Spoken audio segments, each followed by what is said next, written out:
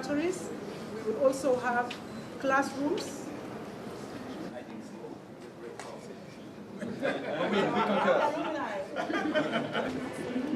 So we have the iconic Taifa bowl here. Actually, this thing. I'm sure.